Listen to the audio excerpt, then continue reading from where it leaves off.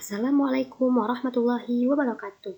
Kali ini kita akan membahas materi tentang struktur dan fungsi hewan dengan dosen pengampu Ibu Dr. Milia Sari SPD MSI yang dibuat oleh Wilda Aryas Fitri dengan NIM 2014080002. Yang pertama membahas tentang perbedaan 4 jaringan pada hewan.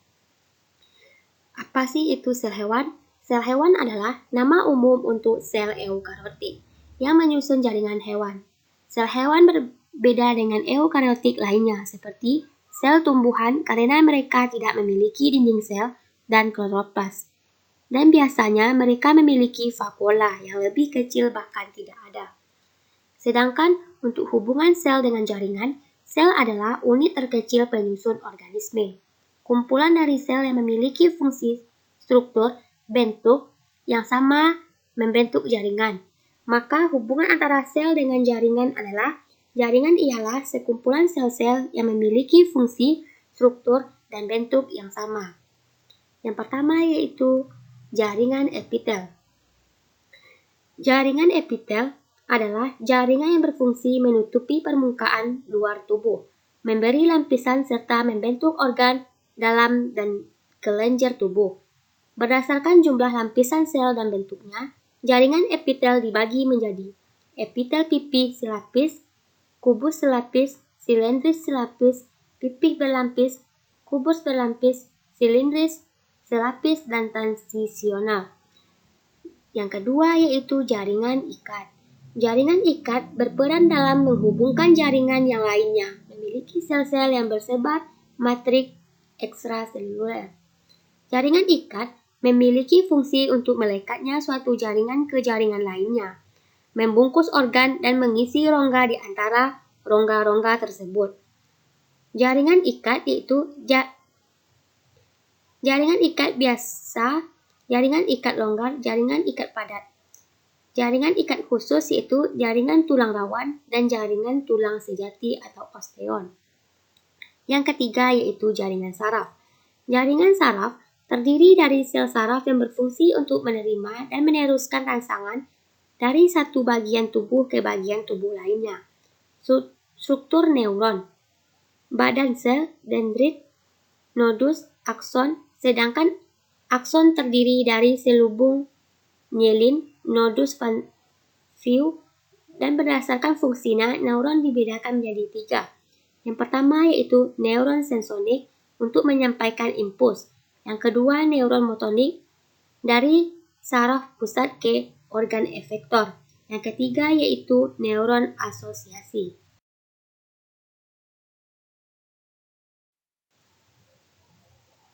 Yang keempat yaitu jaringan otot.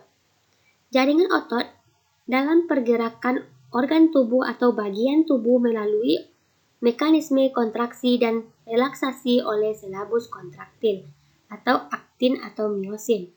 Jaringan otot dibedakan menjadi 2. Yang pertama menjadi 3. Yang pertama yaitu otot rangka, bentuk silindris inti, banyak di tepi yang bekerja di bawah kesadaran dan bekerja cepat.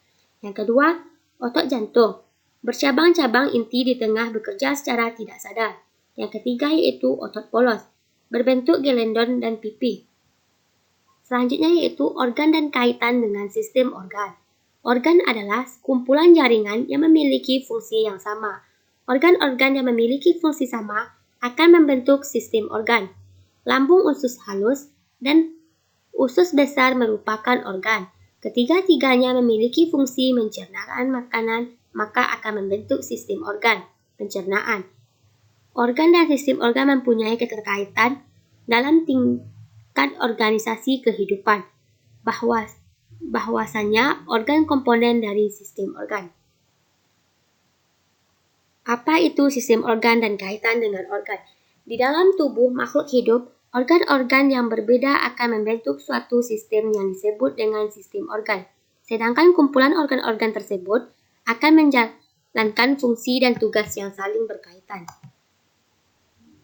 Maka kaitan antara sistem organ dan organ bahwa organisme adalah tingkat organisasi kehidupan Yang terakhir berupa kumpulan molekul-molekul yang saling memengaruhi sehingga berfungsi sebagai stabil dan memiliki sifat hidup. Sistem organ pada manusia. Yang pertama yaitu sistem pencernaan. Yang kedua sistem pernafasan. Yang ketiga sistem peredaran darah. Yang keempat sistem saraf. Yang kelima sistem sekresi. Yang keenam sistem reproduksi. Yang ketujuh yaitu sistem endokrin. Yang kedua, struktur, fungsi, organ, serta proses yang terjadi pada sistem pencernaan. Apa gunanya kita itu makan? Makan adalah zat yang dimakan oleh makanan makhluk hidup untuk mendapatkan nutrisi yang kemudian diolah menjadi energi, karbohidrat, lemak, protein. Vitamin, mineral merupakan nutrisi dalam makanan yang dibutuhkan oleh tubuh.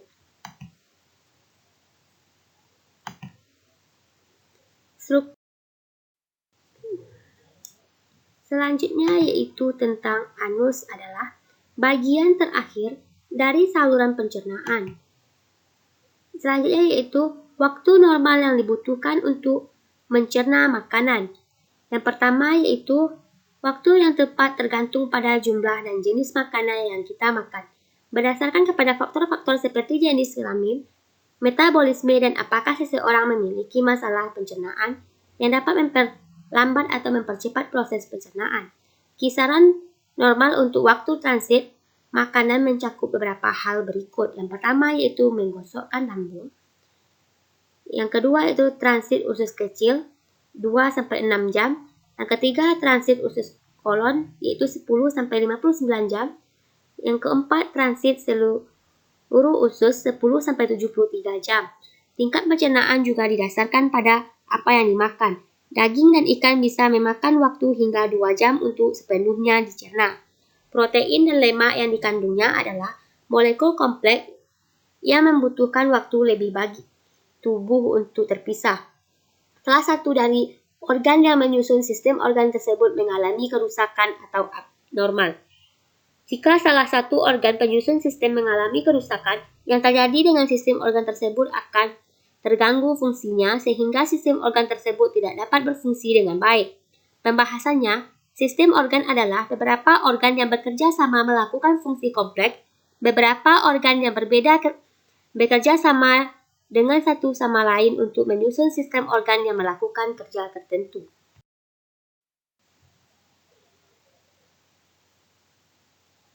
Yang selanjutnya tentang hikmah ayat kauniyah yang berkaitan dengan makanan dan sistem pencernaan.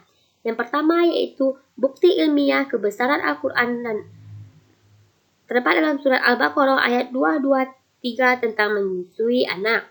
Secara ilmiah, ASI merupakan makanan bagi bayi yang telah terbukti memiliki keunggulan dibandingkan dengan susu sapi atau susu yang berasal dari sumber lain. Al-Quran telah mengatakan pentingnya pemberian ASI bagi bayi sejak 14 abad yang lampau. Yang kedua yaitu bukti ilmiah kebesaran Al-Quran, surat Al-A'raf ayat 31 tentang aturan makanan. Hai anak cucu Adam, pakailah pakaian kamu yang ingat setiap masuk masjid, dan makan serta minumlah dan janganlah berkelebihan. Quran Surat Al-A'raf ayat 31 berbicara tentang anjuran mengkonsumsi hal apapun agar tidak berlebih-lebihan. Baik pakaian, terbagi lagi dalam makanan dan minuman. Anjuran ini ditunjukkan kepada setiap manusia, terlepas apapun agama mereka karena berkaitan dengan kesehatan badan. Sedangkan penjelasan ilmiah, kebesaran Quran Surat Al-Nahl ayat 69 tentang manfaat lebah madu bagi tubuh. Kemukjizatan madu sebagai bukti ilmiah telah dijelaskan dalam Al-Quran, maka madu bermanfaat sebagai obat penyembuh penyakit sudah tidak dibuktikan secara ilmiah oleh para pakar kedokteran. Selanjutnya yaitu penjelasan ilmiah kebenaran ayat Al-Quran tentang manfaat kurma bagi tubuh. Rasulullah memiliki kebiasaan memakan kurma masak. Kurma masak tersebut memiliki gizi yang tinggi, bisa memperkuat liver, merelaksasikan usus, menambah kesuburan, dan juga bisa menyembuhkan radang tenggorokan.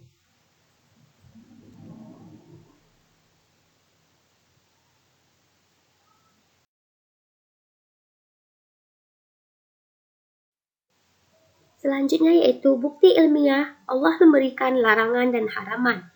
Yang pertama yaitu memakan daging babi, Quran Surat Al-Ma'idah ayat 3. Berdasarkan penelitian ilmiah tentang daging babi tentang fakta yang sangat mengejutkan yang didapatkan oleh penelitian dari berbagai negara tentang penyakit yang dikandung oleh daging babi yaitu babi dapat menampung beberapa jenis cacing dan bakteri penyakit. Yang kedua, daging babi terlalu empuk meskipun empuk dan terkesan lezat karena terlampau empuk maka daging babi mengandung banyak lemak. Yang ketiga, menurut Profesor A.F. Nalbondi menyebutkan bahwa kantong urin babi sering bocor sehingga urin babi merembus ke dalam daging dan mengakibatkan daging babi tercemar kotoran sendiri. Selanjutnya yaitu makanan bangkai kecuali ikan. Quran Surat Al-Baqarah ayat 173. Menurut Dr. Ash-Shaidid of Jamili dalam buku Al-Izaz At-Tibbi fi Al-Quran halaman 69 mengatakan bahwa diharamkan bangkai karena membahayakan kesehatan. Tertahannya darah di dalam tubuh hewan tersebut dan berkumpulnya mikroba menjadi penyebabnya. Hal itu bisa menyebabkan kematian bagi manusia. Selanjutnya, struktur, fungsi, organ, serta proses yang terjadi pada sistem pernafasan. Kita harus bernafas. Kenapa kita harus bernafas? Kita bernafas bertujuan untuk menghasilkan energi, bernafas membutuhkan oksigen dan makanan.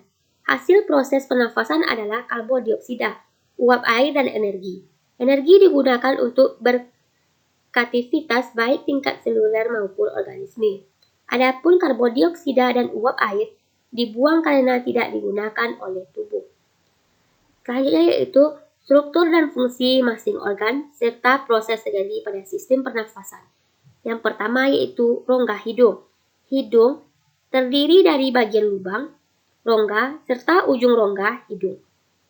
Rongga hidung merupakan jalan masuk oksigen untuk pernafasan dan jalan keluar karbodioksida serta uap air. Sisa pernafasan berfungsi.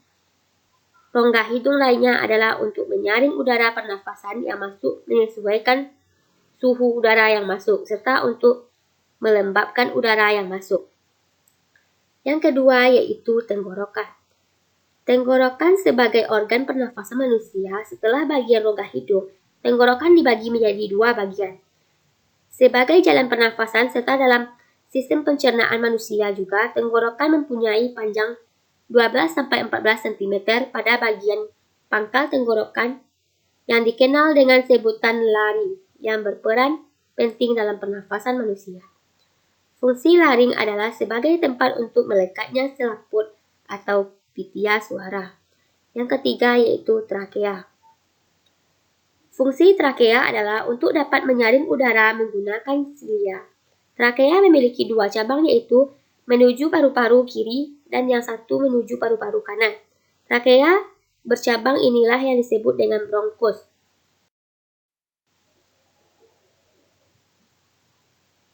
Selanjutnya yaitu organ pernafasan. Organ pernafasan atau paru-paru. Organ pernafasan manusia yang ketiga adalah trakea atau batang tenggorokan, sedangkan yang keempat yaitu paru-paru. Organ pernafasan yang terakhir adalah paru-paru, yang disebut dengan istilah pulmo. Paru-paru terletak di antara rongga dada dan rongga perut. Paru-paru terdiri dari dua bagian, yaitu paru-paru kanan dan paru-paru kiri. Untuk bisa bernafas, kita membutuhkan oksigen-oksigen itu didapatkan di udara yang kita hirup melalui hidung atau rambut. Dari hidung, oksigen akan menuju ke batang tenggorokan dan kemudian menuju ke bronkus. Setelah sampai di bronkus dan di cabang bronkus itu yang terjadi membawa udara sampai kepada paru-paru kanan dan kiri. Di dalam paru-paru cabang bronkus tadi bercabang lagi menjadi bronkiolus.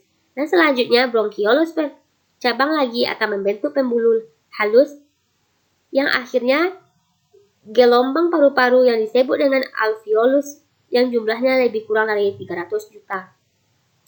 Selanjutnya yaitu bagian tubuh yang diserang virus corona.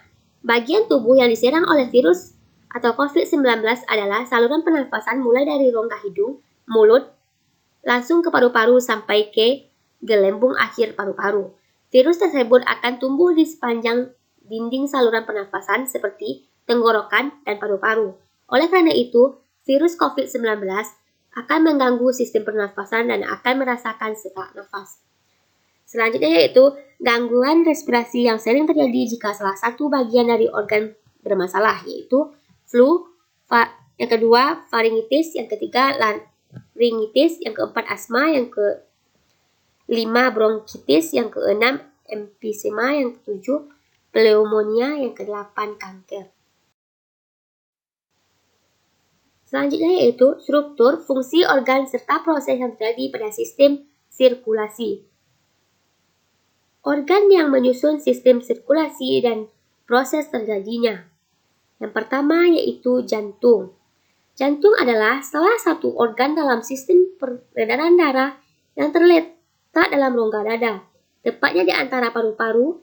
Pada dinding jantung terbagi menjadi 3 lapisan, yaitu epikardia, miokardia, dan endokardia. Sedangkan jantung terdiri dari 4 bagian, yaitu atrium kanan, atrium kiri, ventrikel kanan, dan ventrikel kiri. 4 bagian ini berfungsi spesifik dalam sistem peredaran darah. Serambi kanan memiliki darah dari seluruh tubuh yang mengandung karbon dioksida. Serambi kiri menerima darah dan dari paru-paru yang mengandung oksigen.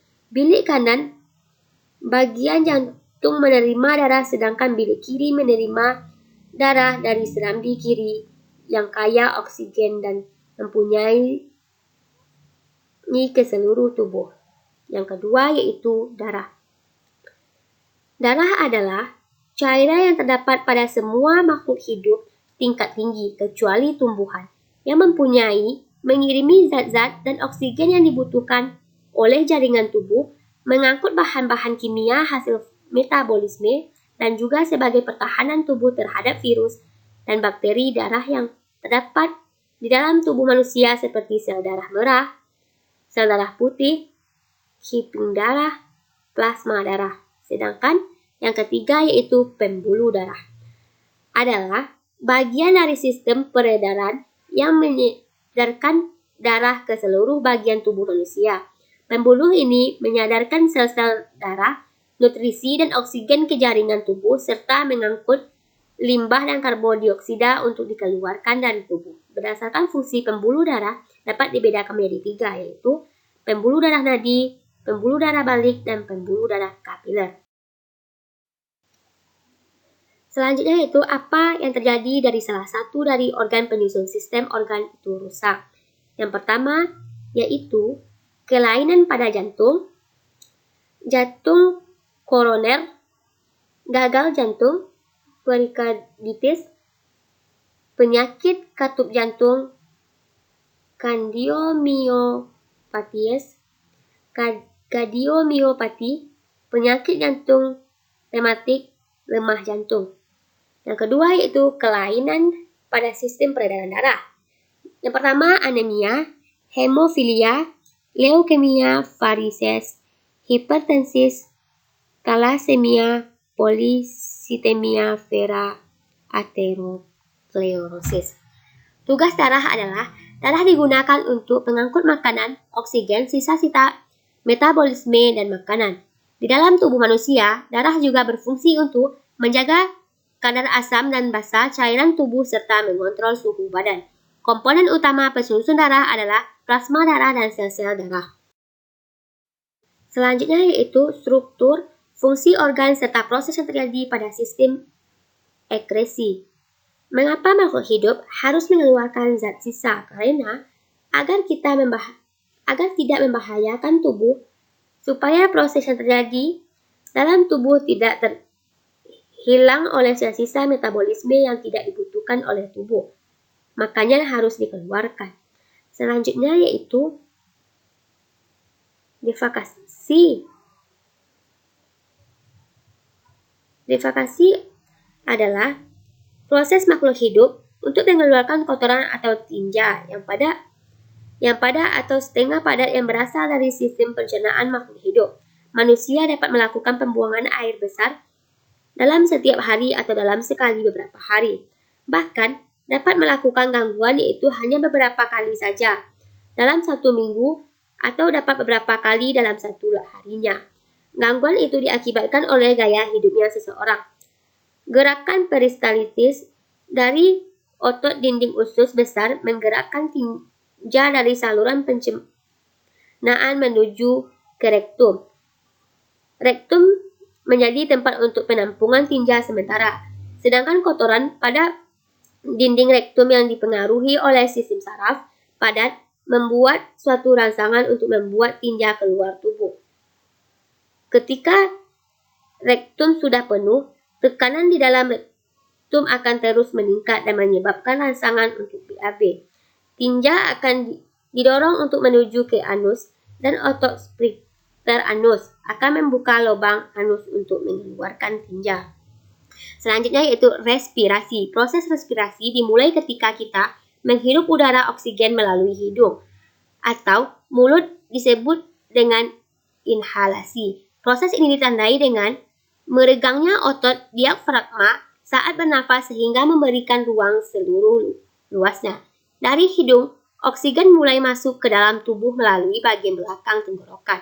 Kemudian, berpisah jalan dua tabung bronkus mengarah pada paru-paru kanan dan kiri. Kemudian, gas akan kembali terbagi ke dalam saluran yang lebih kecil, disebut dengan bronchiolus dan alveolus.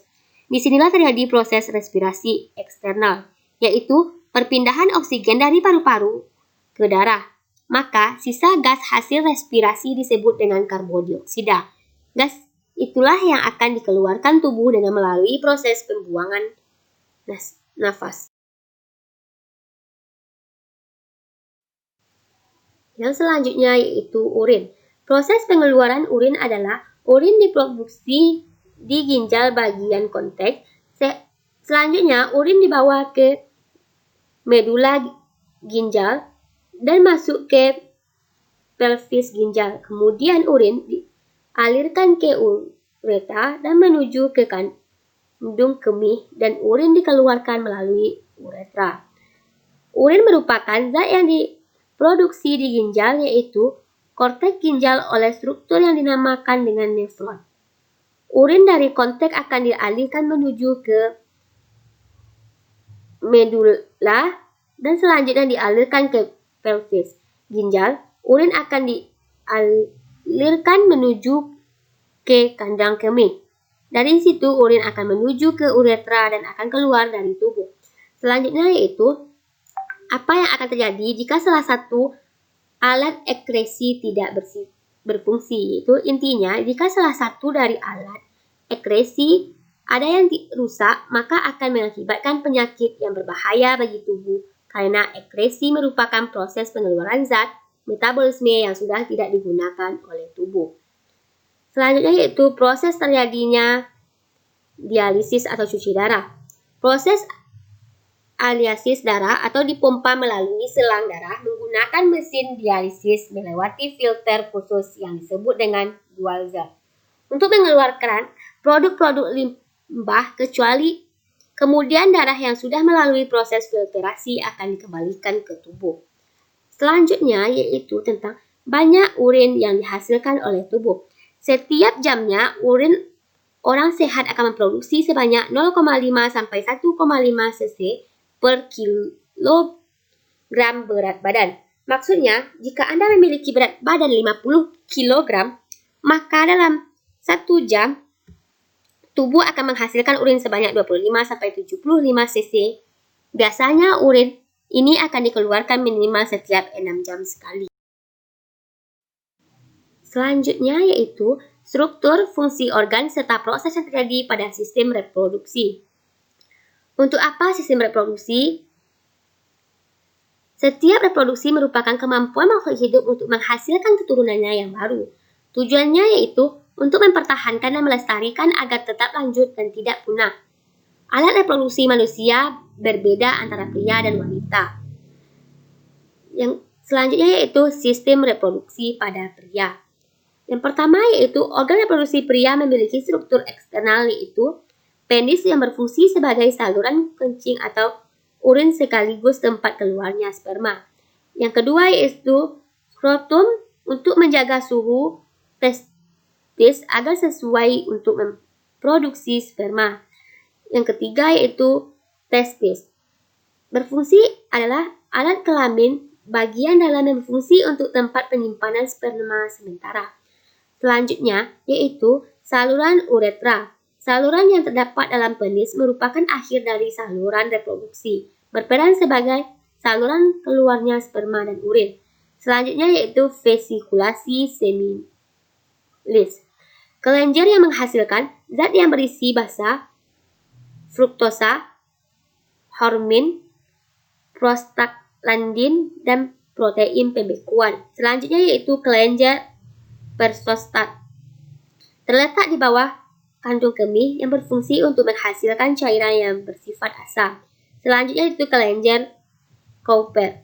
Fungsinya adalah untuk melindungi sperma dengan cara menetralkan urin yang memiliki pH asam yang tersisa dalam uretra.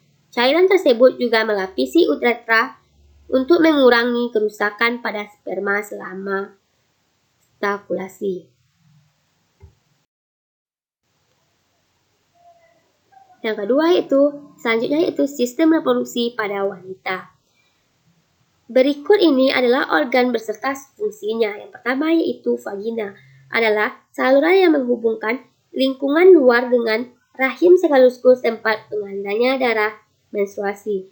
Yang kedua yaitu cervix, merupakan struktur rahim bagian bawah yang menyempit dan membuka ke arah vagina. Yang ketiga yaitu saluran telur atau tuba fallopi atau oviduct yang terdapat di setiap tubuh wanita di kanan dan kiri. Fungsinya untuk membawa sel telur dari infundibulam ke rahim. Disinilah terjadi proses pembuahan.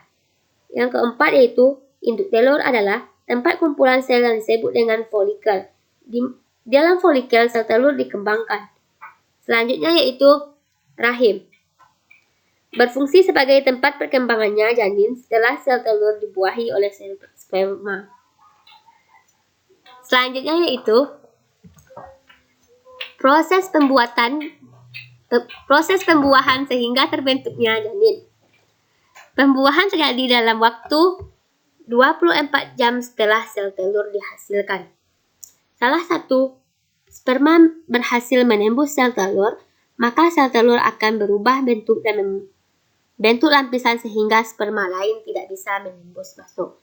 Inilah yang disebut dengan proses pembuahan dan akan berlanjut menjadi proses kehamilan. Bukti-bukti ilmiah yang menerangkan ayat Al-Quran tentang tahapan-tahapan penciptaan manusia dalam rahim terdapat dalam Quran surat Al-Zumar ayat 6 yang telah dibuktikan bahwa manusia diciptakan dalam tubuh ibunya dalam 3 tahapan.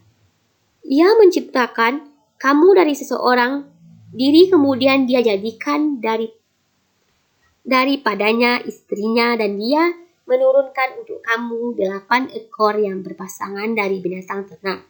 Ia menjadikan kamu dalam perut ibumu kejadian demi kejadian dalam 3 kegelapan yang demikian itu adalah Allah, Tuhan kamu, Tuhan yang mempunyai kerajaan. Tidak ada Tuhan yang mempunyai kerajaan. Tidak ada Tuhan selain Dia, maka bagaimana kamu dapat dipalingkan? Kata 3 kegelapan di atas menunjuk kepada 3 tahap pertumbuhan bayi dalam rahim. Hal tersebut telah dibuktikan dengan adanya perkembangan sains. Selanjutnya yaitu struktur dan fungsi serta proses yang terjadi pada sistem saraf. Peran saraf bagi hewan dan manusia. Yang pertama yaitu menerima informasi berupa rangsangan yang diterima oleh indera tubuh. Yang kedua yaitu memproses informasi yang diterima. Yang ketiga, menghasilkan tanggapan atau memberikan respon terhadap informasi tersebut. Selanjutnya yaitu letak pusat saraf. Pusat titik saraf adalah pada otak yang terletak di dalam rongga tengkorak. Otak terhubung dengan tubuh. Otak mengatur dan mengkoordinasikan sebagian besar gerakan, perilaku, dan fungsi tubuh.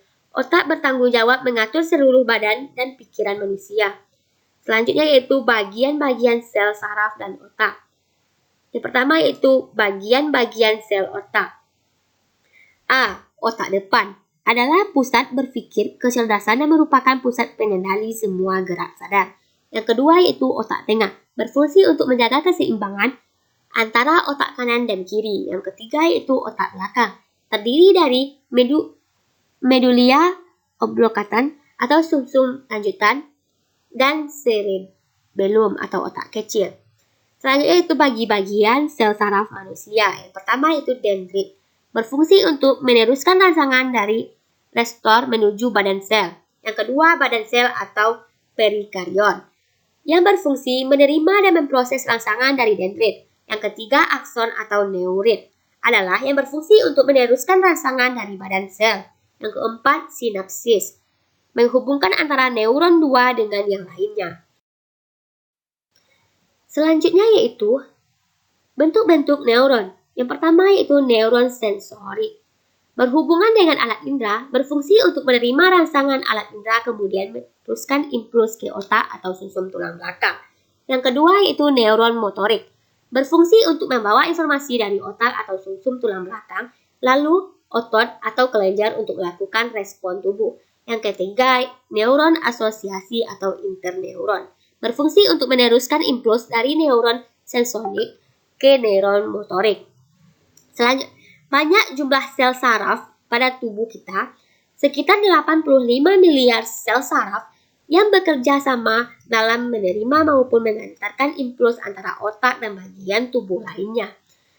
Impuls saraf mampu mengirimkan pesan ke otak dengan kecepatan hingga 250 meter per jam atau 274 km per jam. Agar impuls saraf mampu mengantarkan pesan dan kecepatan tersebut diperlukan akson yang tebal dan terisolasi dengan baik. Karena diperlukan ruangan dan energi yang cukup besar untuk pesan tersebut dapat tersampaikan ke otak, maka biasanya hal ini terjadi jika neuron perlu mengirimkan informasi yang mendesak. Seperti contoh yang sudah disebutkan, kecepatan impuls saraf mengirimkan pesan sangat bervariasi tergantung pada tipe neuron yang mengirimkan pesannya. Proses pengantaran rangsangan pada sel saraf pada saat sel ada dalam tubuh manusia memiliki muatan listrik yang terpolarisasi, sehingga ada beberapa potensial antara bagian luar dan dalam dari suatu membran sel, tidak terkecuali sel saraf.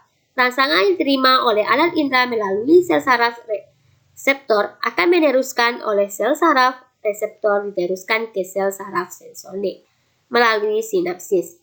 Dan kemudian informasi yang sampai di otak diolah, diinterpretasi kemudian memberikan jawaban terhadap informasi yang diterima. Dalam memberi informasi yang diterima, aliran informasi itu dibawa dari otak ke sel-sel saraf motorik. Kemudian terjadilah respon berupa gerakan. Selanjutnya yaitu struktur dan fungsi serta proses yang terjadi pada sistem endokrin. Struktur dan fungsi kelenjar penghasil hormon, yaitu kelenjar hipotalamus yaitu berperan dalam mengatur pertumbuhan dan perkembangan manusia. Yang kedua yaitu kelenjar hipofisis, terletak di otak besar di bawah hipotalamus. Kelenjar hipofisis bekerja sama dengan hipotalamus mengendalikan organ-organ tubuh. Yang ketiga yaitu kelenjar tiroid dan paratiroid, berfungsi mengatur keseimbangan kadar kalsium serta laju metabolisme tubuh. Selanjutnya yaitu kelenjar adrenal, bertanggung jawab dalam 3 jenis hormon, yaitu aldosteron, korsitol, dan gonadokortikoid. Selanjutnya yaitu kelenjar pankreas, berfungsi untuk memproduksi hormon dan enzim untuk Selanjutnya yaitu yang terjadi jika kelenjar mengalami kerusakan. Yang pertama yaitu kelainan karena hipersekresi. Yang pertama, kelenjar hipofisis akan gigantisme. Yang kedua yaitu kelenjar tiroid, kemunduran fisik dan mental. Yang ketiga yaitu kelenjar paratiroid, kelainan tulang atau rapuh. Yang keempat, kelenjar adrenal atau virilisme. Kelainan karena hiposekresi yaitu kelenjar hipofisis atau kekerdilan, kelenjar tiroid atau obesitas, kelenjar adrenal atau penyakit Addison, kelenjar paratiroid atau kejang-kejang otot. Selanjutnya, hubungan sistem saraf dengan sistem endokrin, yaitu sistem saraf bersama sistem endokrin mengkoordinasikan seluruh sistem di dalam tubuh. Sistem saraf dengan endokrin ini merupakan suatu sistem yang saling berhubungan sehingga dinamakan sistem neuroendokrin. Hormon bekerja atas perintah dari sistem saraf dan sistem yang mengatur kerjasama antara saraf dan hormon terdapat pada daerah hipotalamus.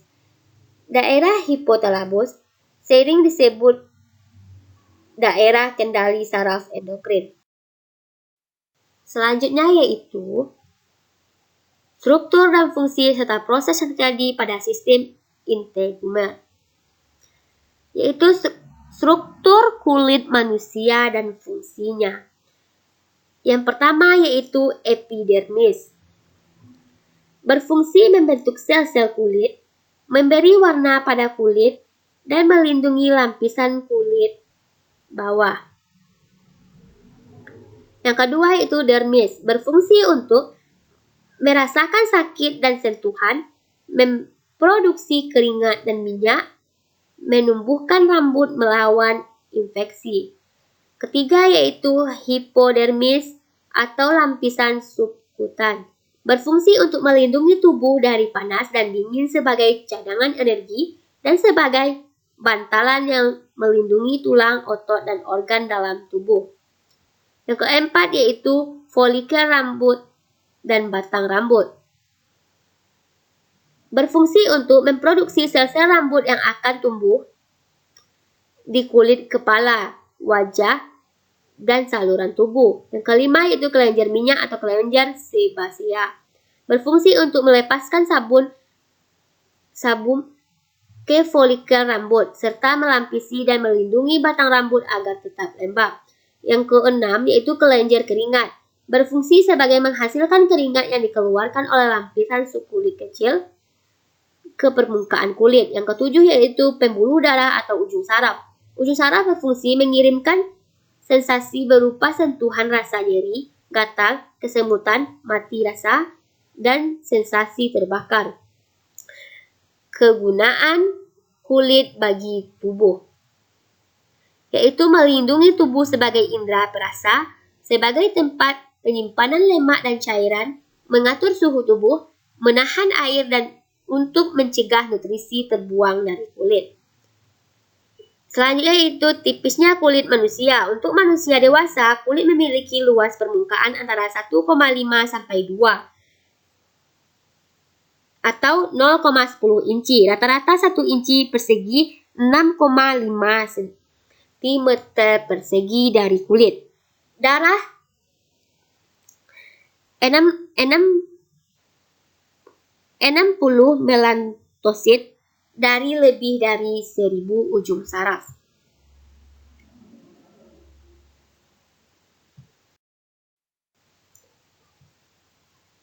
Selanjutnya yaitu struktur dan fungsi rambut. Yang pertama yaitu akar rambut atau folikel. Adalah bagian rambut yang tertanam di dalam kulit manusia atau hewan.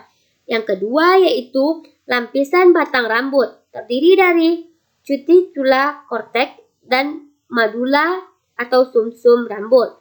Selanjutnya yaitu struktur kuku manusia. Yang pertama yaitu matriks, sebagai bantalan kuku yang letaknya pada bagian bawah kuku. Yang kedua yaitu lalus atau bulan kecil, adalah dasar kuku yang tampak seperti bulan sabit. Yang ketiga yaitu dasar kuku, yaitu bagian kulit pada bawah lempeng kuku. Yang keempat yaitu sinus kuku. adalah tempat terjadinya akar kuku. Yang kelima, flat kuku merupakan struktur kuku manusia yang keras dan terbuat dari keratin. Yang keenam yaitu teoid bebas adalah tepi anterior, lempeng dan kuku. Yang ketujuh, hyponochium merupakan bagian epitel dan juga kulit ujung pada jari. Yang kedelapan adalah pita onychoderma. Dermal ialah segel antara hyponychium dan lempeng kuku. Selanjutnya, kegunaan kuku bagi tubuh. Yang pertama, sebagai indikator kesehatan, membantu aktivitas, melindungi dari virus dan bakteri, membantu gerakan motorik, dan bantu keseimbangan. Cara kulit mengatur suhu tubuh kulit. Kulit mengatur suhu tubuh normal ketika suhu tubuh mengalami peningkatan atau suhu tubuh di lingkungan sedang dalam kondisi tinggi. Kemudian, pembuluh darah dari kulit akan melebur. Ketika suhu tubuh dikelilingi panas, maka kemudian kulit akan mengatur suhu tubuh dengan mengeluarkan keringat serta urin yang dihasilkan akan cenderung lebih ke sedikit. Ayat Al-Quran yang membicarakan tentang kulit, yang artinya sesungguhnya orang-orang yang kafir kepada ayat-ayat kami, kelak akan kami masukkan mereka ke dalam neraka. Setiap kali kulit mereka hangus, kami ganti kulit mereka dengan kulit yang lainnya, supaya mereka merasakan azab. Sesungguhnya Allah Maha Perkasa lagi Maha Bijaksana. Selanjutnya yaitu struktur dan fungsi serta proses yang terjadi pada sistem rangka dan otot saat bergerak. Yang pertama yaitu sistem rangka, yaitu komponen tulang yang terdiri dari sel-sel tulang metrik, tulang atau ruang antar sel. Metrik pada sel tulang ini tersusun dari Ca, P, Mg, Ca, Na. Jika pada tulang keras, pada tulang rawan terisi banyak zat terikat dan sedikit mengandung zat kapur. Yang kedua yaitu jumlah tulang pada manusia dewasa adalah 206 tulang manusia, namun ketika kita masih bayi 300 tulang, dan setelah dewasa tulang itu akan menyatu dan tinggal 206 tulang untuk membentuk rangka dari manusia. Pada saat tulang kita patah, akan merasakan nyeri berat di area tulang yang cenderung akan mengalami memar dan bengkak. Dan tulang mencuat keluar dari kulit pada patah tulang terluka. Selanjutnya yaitu keistimewaan tulang ekor, yaitu yang disebut dalam sebuah hadis, yaitu jarak antara dua tiupan sangkakala itu 40. Kemudian Allah menurunkan hujan dari langit, lalu mereka tumbuh seperti tumbuhnya sayuran. Semua bagian manusia akan hancur kecuali satu tulang, yaitu tulang ekor. Dan yang kelima yaitu pertemuan antara tulang, yaitu membentuk sistem gerak, yaitu sendi. Salah satu komponen penunjang sendi yang penting adalah ligamen yang berfungsi menghubungkan tulang dengan tulang. Selanjutnya yaitu macam-macam sendi. Yang pertama yaitu sendi geser atau pline. Contohnya sendi pada ruas tulang belakang. Yang kedua sendi ensel, yaitu sendi yang memungkinkan terjadinya pergerakan satu arah saja. Selanjutnya sendi mati, contohnya terdapat di tengkorak manusia. Yang keempat sendi kaku, yaitu memungkinkan ada pergerakan tapi sedikit. Dalam sunahnya, Abu Daud meriwayatkan dari Hurairah bahwa Rasulullah SAW bersabda, dalam tubuh manusia terdapat 360 persendian dan ia wajib menunaikan sedekah atas tiap persendiannya. Maksud tersebut bahwa Rasulullah yang menyebutkan dengan tegas jumlah persendian manusia sebanyak 360 merupakan sesuatu yang sangat menakjubkan. Selanjutnya yaitu sistem otot dan pergerakannya. Yang pertama yaitu bagian-bagian dari otot, yaitu tendon, yaitu penghubung otot dengan tulang. Tendon mempunyai serabut berwarna putih dan tidak elastis. Yang kedua yaitu fascia, ialah jaringan ikat gabungan dari jaringan fibrous dan areolas, dapat membungkus dan menghimpun otot menjadi satu. Yang ketiga yaitu sarkolemma, berfungsi melindungi otot.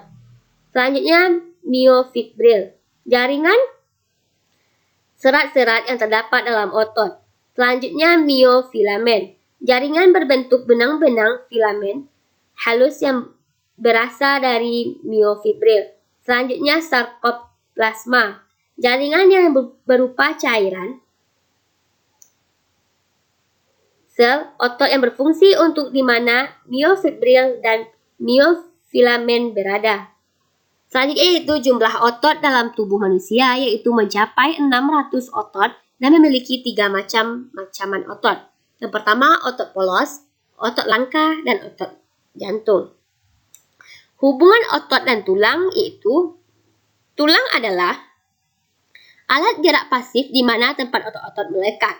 Dan otot merupakan alat gerak aktif yang berfungsi untuk melakukan kontraksi otot sehingga mampu bergerak. Cara otot bekerja yaitu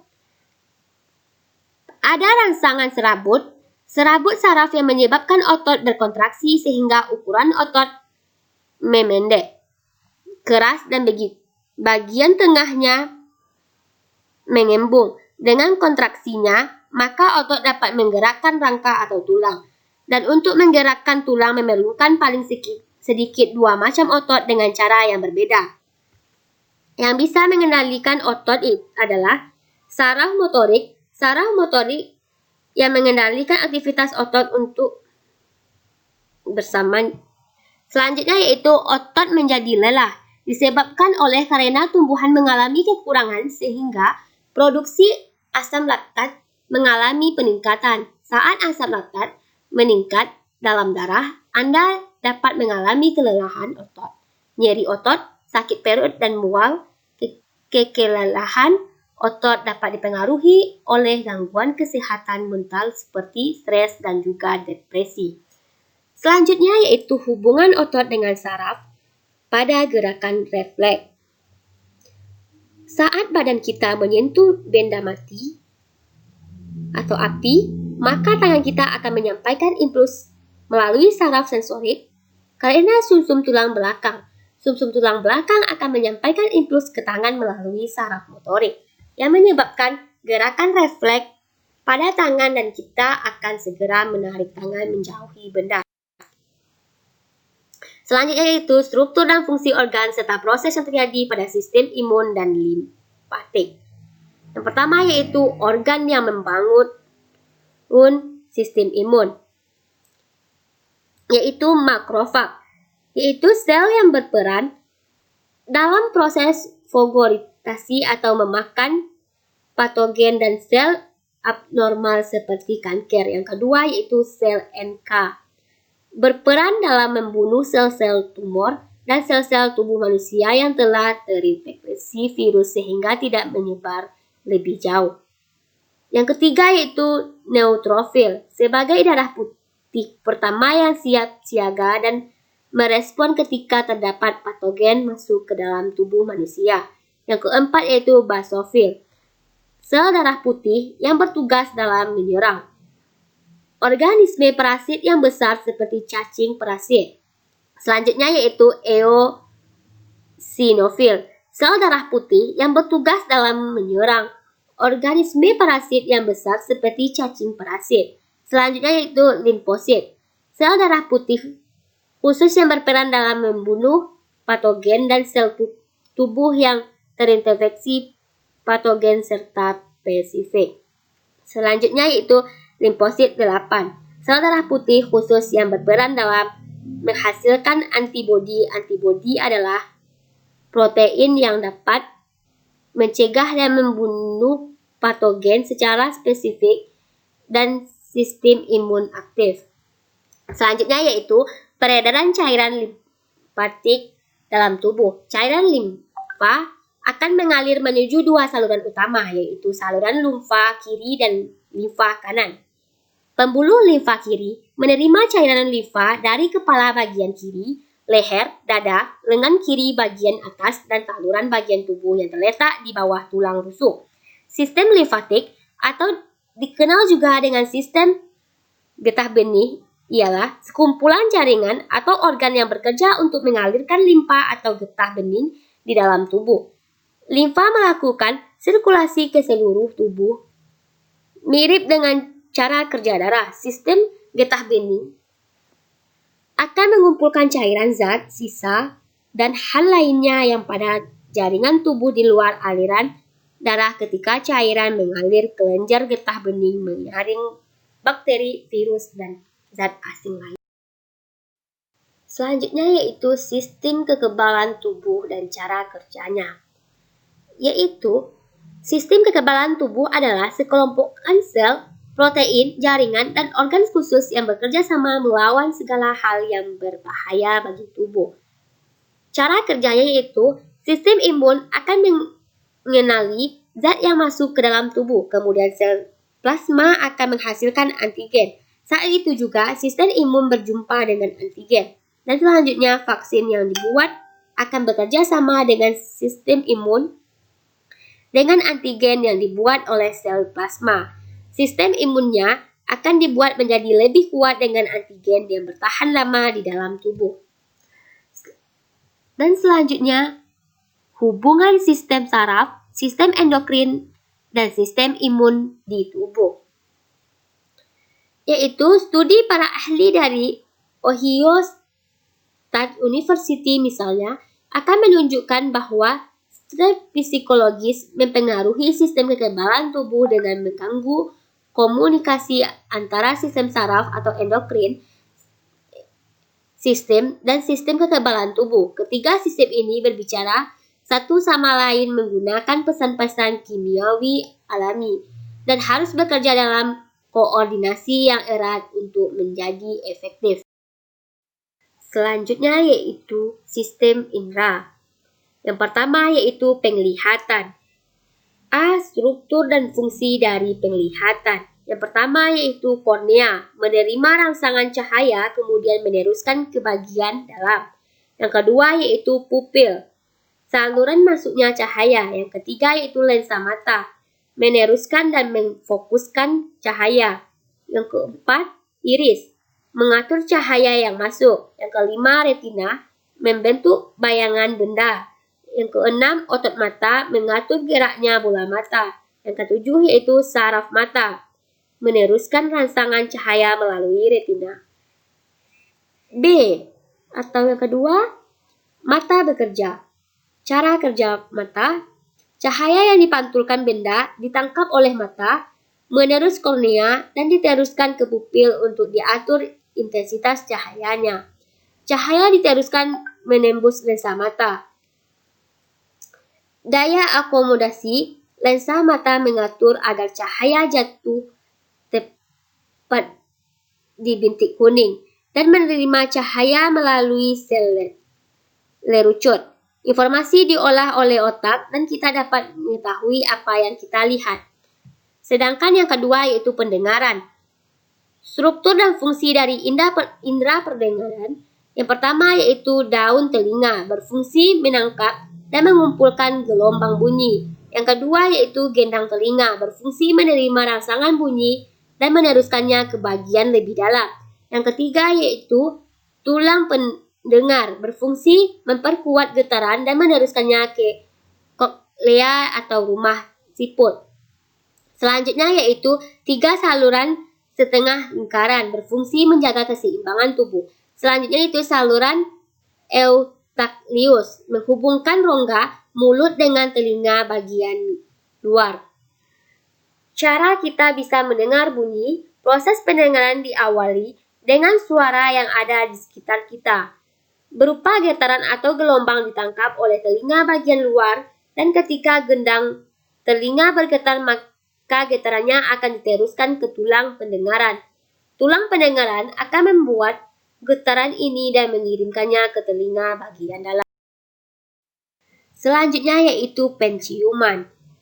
Struktur dan fungsi dari penciuman. Yang pertama yaitu lubang hidung, berfungsi untuk keluar masuknya udara. Yang kedua yaitu lubang rambut hidung, untuk menyaring udara yang masuk ketika bernafas. Yang ketiga yaitu selaput lendir, tempat menempelnya kotoran dan sebagai indera pembau. Yang keempat yaitu serabut saraf, yang berfungsi untuk mendeteksi zat kimia yang ada dalam pernafasan. Selanjutnya yang terakhir yaitu saraf pembau, berfungsi mengirimkan bau-baunya ke otak. Sedangkan cara kita bisa membau makanan yaitu saat bernafas zat kimia ikut masuk ke dalam hidung, kemudian dilarutkan oleh lendir yang akan merangsang. Sel pembau akan meneruskan rangsangan ke otak, dan di otak impuls akan diolah sehingga kita dapat mengetahui jenis bau makanan tersebut. Selanjutnya yang keempat adalah pengecap atau lidah, yaitu struktur dan fungsinya. 1. Pangkal lidah dapat mengecap rasa pahit. Yang kedua, tepi lidah mengecap rasa asin dan asam. Yang ketiga, ujung lidah dapat mengecap rasa manis. Cara lidah kita merasakan manis, pahit, asin, dan asam adalah di dalam lidah kita terdapat papila yang berupa tonjolan kecil di lidah, dan setiap kita memakan sesuatu maka kita akan menuju ke papila tersebut dan dapat mengecap berbagai rasa manis, pahit, asin, dan asam. Selanjutnya yaitu peraba atau kulit.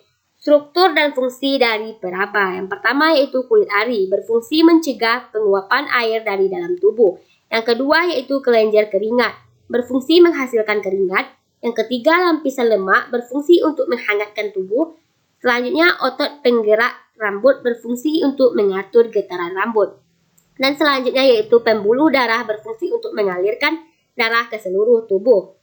Cara kulit kita merasakan sentuhan yaitu ketika kulit kita menerima rangsangan, rangsangan akan diterima oleh sel-sel reseptor.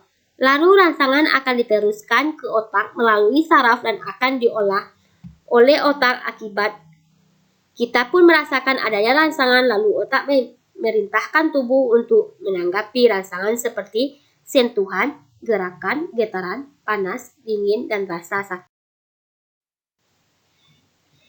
Selanjutnya yaitu kerjasama beberapa sistem organ. Yang pertama yaitu kerjasama sistem pencernaan dengan sirkulasi darah. Dalam proses pencernaan makanan yang dimakan, maka makanan yang kita diserap nutrisinya yang kemudian akan diperlukan oleh tubuh kita. Nutrisi yang kita makan tersebut akan mengangkut oleh darah dan diedarkan ke seluruh tubuh oleh sistem peredaran darah. Selanjutnya yaitu kerjasama sistem pernafasan dengan sirkulasi darah. Proses pertukaran oksigen dengan karbon dioksida dan oksigen yang dibutuhkan tubuh akan diangkut oleh darah dan dipompa ke seluruh tubuh oleh jantung. Sedangkan proses ini disebut sebagai peredaran darah. Yang ketiga yaitu sistem pencernaan dengan sistem ekskresi atau ginjal dalam menghasilkan urin. Ginjal dan hati sama-sama mengolah darah. Yang telah kita jelaskan tadi bahwa ginjal berfungsi untuk menyaring darah dan hati berfungsi sebagai untuk merombak darah, sedangkan hati juga terlibat dalam sistem pencernaan pada manusia, yaitu dalam proses penetralan racun di dalam makanan. Hati berguna untuk merombak darah dan ginjal dan membuang hasil perombakan darah tersebut, dan kita peroleh hasil pembakaran darah oleh hati berupa empedu yang akan disalurkan menuju ginjal yang selanjutnya akan dibuang bersama urin. Selanjutnya yaitu kerjasama sistem pencernaan, pernafasan, sirkulasi darah dalam peristiwa respirasi. Kita sedang bernafas maka akan terjadi pertukaran antara oksigen dengan karbon dioksida. Oksigen akan terikat dalam darah dan dialirkan ke seluruh tubuh, sedangkan bagian tubuh akan terjadi pembongkaran yang berfungsi untuk menghasilkan energi, baik yang membutuhkan oksigen, respirasi aerob, maupun yang tak membutuhkan oksigen atau respirasi anaerob. Respirasi tersebut akan memperoleh energi baik dalam bentuk ATP ataupun yang lainnya. Jika tubuh kita membutuhkan banyak energi, respirasi kita akan meningkat dan denyut jantung kita juga akan semakin cepat, yang mana merupakan respon tubuh untuk mencukupi suplai oksigen dalam tubuh. Selanjutnya, terakhir, kerja sistem saraf dengan sistem pencernaan saat tubuh kita kelaparan atau kehausan. Pada saat kita lapar, lambung kita, pencernaan dan sistem pencernaan dalam keadaan kosong dan menyebabkan lapar sehingga neuron sensorik di sekitar pencernaan kemudian mengantarkan impuls menuju ke saraf, pusat dan sistem limbik. Sedangkan dalam sistem limbik, emosional diolah menjadi perasaan bahwa kita sedang lapar dan otak lainnya juga mengolah bahwa kita sedang lapar. Kemudian menggunakan neuron motorik yang dihantarkan menuju ke sistem pencernaan.